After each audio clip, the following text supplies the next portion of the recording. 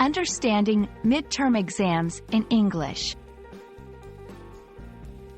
Hello, everyone. Today, we're going to explore a common term used in educational settings, especially in the United States, midterm exams.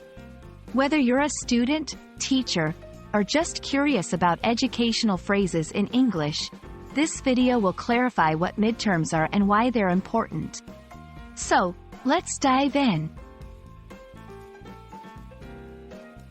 Midterm exams are assessments that occur in the middle of an academic term. They are a way for teachers to evaluate a student's understanding of the material covered in the first half of a course. Midterms can take various forms, including written tests, projects, or oral presentations. The main goal of midterm exams is to measure progress. They help students identify their strengths and areas for improvement. Additionally, midterms provide a significant percentage towards the final grade, making them a crucial part of academic success. Effective preparation for midterms involves regular review of course materials, participation in study groups, and practice with past exam papers.